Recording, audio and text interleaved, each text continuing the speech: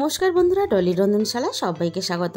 নিরামিষ শিমের যে এত সুন্দর একটা মুখরোচক রেসিপি বানানো যায় তোমরা কিন্তু না দেখলে বিশ্বাস করবে না।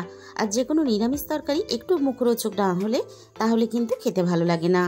ঘরে থাকা সমস্ত উপকরণ দিয়ে খুব সহজেই কিন্তু তোমরা এই রেসিপিটা বানিয়ে নিতে পারবে। আর বন্ধুরা, ভিডিওটা কেউ কিন্তু স্কিপ করে দেখো না, তাহলে আমি শেষ পর্যন্ত রান্নাটা কিভাবে করেছি সেটা কিন্তু মিস হয়ে যাবে। আর এই রান্নার জন্য আমি আমার প্রয়োজন মতো কিছুটা শিম নিয়ে নিয়েছি। আর শিমগুলো যেহেতু বড়, তাই কিন্তু আমি 2 পিস টুকরো করে কেটে নেব। আর এই রেসিপিটা দিয়ে গরম গরম ভাতের সাথে যেমন খেতে ভালো লাগে, তেমনই কিন্তু গরম গরম রুটির সাথেও খেতে খুবই ভালো লাগে। আর বন্ধুরা, শিমের একঘেয়েমি রেসিপি বারবার না বানিয়ে একবার এই রেসিপিটা বাড়িতে অবশ্যই তোমরা ট্রাই করে দেখো। খেতে অসম্ভব ভালো হয়। যারা নিরামিষ খেতে পছন্দ করে তারা তো খাবেই, আর যারা একেবারে শিম খেতে চায় না তারাও কিন্তু এই রেসিপিটা খাওয়ার পরে তোমাকে জিজ্ঞাসা করবে তুমি রান্নাটা কিভাবে করেছো। আর রান্নাটা খুবই ইউনিক, তাই তোমরা অবশ্যই একদিন হলেও তোমরা রেসিপিটা বাড়িতে ট্রাই করে দেখো। আমার সমস্ত শিম কিন্তু কাটা রেডি হয়ে গেছে। এবার আমি সমস্ত শিমগুলো ধুয়ে নেব। আর এই রান্নার জন্য কী কী উপকরণ আমি ব্যবহার করেছি সেগুলো এবার তোমাদের দেখিয়ে দেবো। এই রান্নার জন্য আমি কিছুটা মটর ডাল আগে থেকে ভিজিয়ে রেখে দিয়েছিলাম। এবার আমি মটর ডালগুলোকে খুব ভালোভাবে ধুয়ে আমি একটা মিক্সিং জার নিয়ে নিয়েছি। এবার আমি মিক্সির জারের মধ্যে সমস্ত ভেজানো মটর ডালগুলোকে বাটার জন্য দিয়ে দেব। এবার আমি মিক্সির জারের মধ্যে দিয়ে দিলাম ঝালের জন্য একটা কাঁচা লঙ্কা, আর সাথেই আমি এখানে দিয়ে দেব স্বাদ মতো লবণ। সব শেষে আমি দিয়ে দিলাম অল্প একটু ধনেপাতা। আর অল্প একটু ধনেপাতা কিন্তু অবশ্যই দেবে, তাহলে রান্নার স্বাদ কিন্তু আরো বেশি বেড়ে যাবে। এবার আমি এখানে দিয়ে দেব অল্প একটু জল। এবার আমি সবকিছু একসাথে খুব ভালোভাবে পেস্ট করে নেব। আমি দেখো এখানে সবকিছু একসাথে খুব ভালোভাবে পেস্ট করে নিয়েছি। আর এই সময় কিন্তু খুব বেশি জল দেবে না। ডাল বাটার ঘনত্বটা ঠিক কিন্তু এরকম রাখতে হবে। খুব বেশি পাতলা হয়ে গেলে তাহলে কিন্তু রেসিপিটা বানাতে পারবে না। এবার আমি রান্নার দিকে চলে এসেছি। কড়াইয়ের মধ্যে প্রথমে আমি দিয়ে দিলাম প্রয়োজন মতো সর্ষের তেল। এবার আমি তেলটা খুব ভালোভাবে গরম করে নেব। তেলটা খুব ভালোভাবে গরম করে নেওয়ার পরে আমি কিন্তু গ্যাসের ফ্লেমটা মিডিয়ামে রেখেছি। এবার আমি একে একে বড়াগুলো ভাজার জন্য তেলের মধ্যে দিয়ে দেব।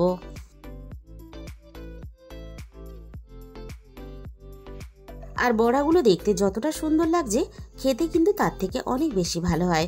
আমি যতটা সম্ভব বড়া একসাথে দেওয়া যায় ততগুলোই ঠিক কিন্তু আমি একসাথে দিয়ে দেব। আর বড়াগুলোর একটা সাইড খুব ভালোভাবে প্রথমে হতে দিতে হবে।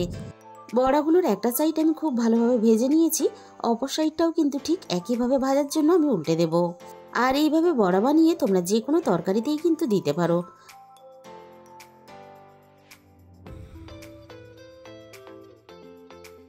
সবগুলো বড়ার অপর সাইডটা খুব ভালোভাবে ভাজার জন্য আমি উল্টে দিলাম। বড়াগুলো উল্টে পাল্টে আমি বেশ ভালোভাবে ভেজে নিয়েছি। এবার আমি সমস্ত ভাজা বড়াগুলোকে কড়াই থেকে নামিয়ে নেব। আর এই বড়াগুলো শুধু তরকারিতে না, গরম গরম ভাতের সাথে বা শুধু মুখেও খেতে কিন্তু খুবই ভালো লাগে। সমস্ত ভাজা বড়াগুলোকে আমি কড়াই থেকে নামিয়ে নিলাম। এবার আমি ওই একই তেলের মধ্যে কেটে রাখা শিমগুলোকে ভাজার জন্য দিয়ে দিলাম। যেহেতু শিম একটু ভাজতে সময় লাগে, তাই আমি শিমগুলোকে আগে ভেজে নেব।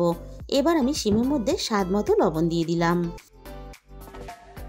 এবার আমি শিমগুলো একটু সময় নিয়ে নাড়াচাড়া করে বেশ ভালোভাবে ভেজে নেব। 6-7 মিনিটের মতো আমি নাড়াচাড়া করে শিমগুলো খুব ভালোভাবে ভেজে নিয়েছি। এর থেকে বেশি আমি আর ভাজবো না। এবার আমি সমস্ত ভাজা শিমগুলোকে কড়াই থেকে নামিয়ে নেব।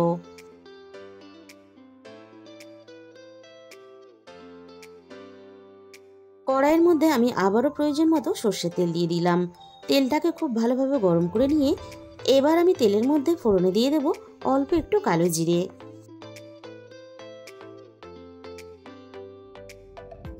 এবার আমি ফোড়নটা হালকা একটু নাড়াচাড়া করে ভেজে নেব।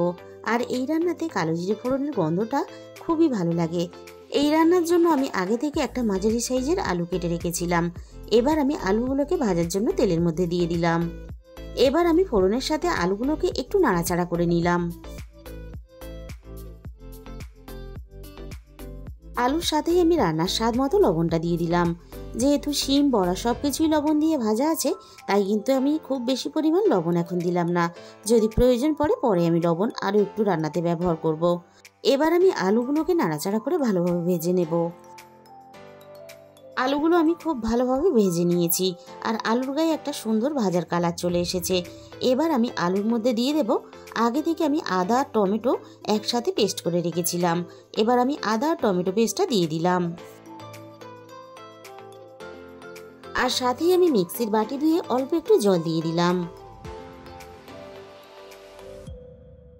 এবার আমি টমেটো আর আদা বাটাটা মিনিট খানেকের মতো একটু কষিয়ে নেব, আদা টমেটোর কাঁচা গন্ধটা চলে যাওয়া পর্যন্ত।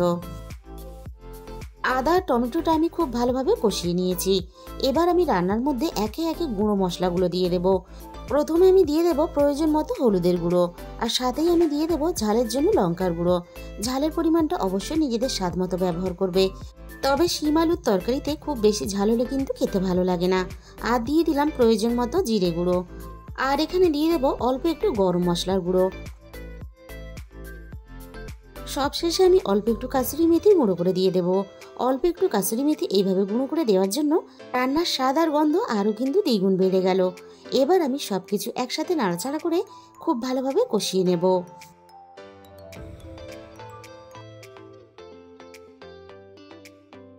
আমি মিনিট 5-এর মতো সবকিছু একসাথে নাড়াচাড়া করে খুব ভালোভাবে কষিয়ে নিয়েছি আর রান্না থেকে কিন্তু সুন্দরভাবে তেলটাও আলাদা হয়ে গেছে। এবার আমি ভেজে রাখা শিমগুলোকে দিয়ে দিলাম। এবার আমি শিমগুলোকে সবকিছুর সাথে নাড়াচাড়া করে মিনিট 2-এর মতো কষিয়ে নেব।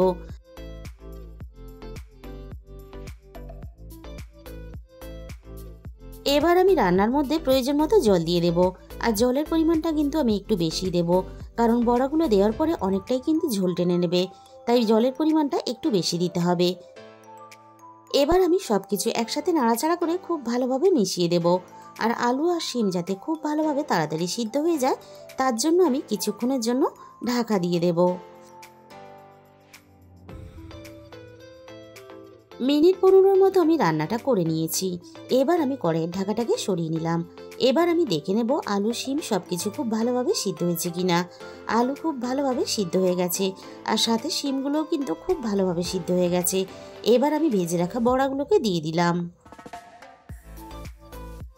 এবার আমি ঝোলের মধ্যে বড়াগুলোকে নাড়াচাড়া করে মিশিয়ে দিলাম আর বড়াগুলোকে আমি মিনিট 5-এর মতো রান্না করে নরম করে নেব। বড়াগুলো আমি মিনিট 5-এর মতো খুব ভালোভাবে রান্না করে নিয়েছি। এবার আমি একটু নাড়াচাড়া করে দেখে নেব বড়াগুলো ভালোভাবে নরম হয়েছে কিনা। বড়াগুলো বেশ ভালোভাবে নরম হয়ে গেছে।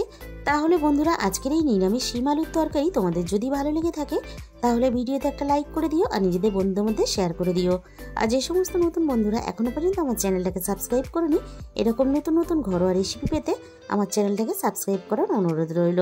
আর তার সাথে সাথে পাশে থাকা বেল আইকনটা ক্লিক করে অল করে দিও, তাহলে আমি যখনই কোনো নতুন রেসিপি আপলোড করব সবার আগে তোমার কাছে পৌঁছে যাবে। আর তোমাদের মূল্যবান সময় দিয়ে আমার এই রেসিপিটা এতক্ষণ সময় ধরে দেখার জন্য তোমাদের সবাইকে অসংখ্য ধন্যবাদ। আজকে তাহলে এই পর্যন্ত, দেখা হবে অন্য কোনো নতুন রেসিপির সাথে।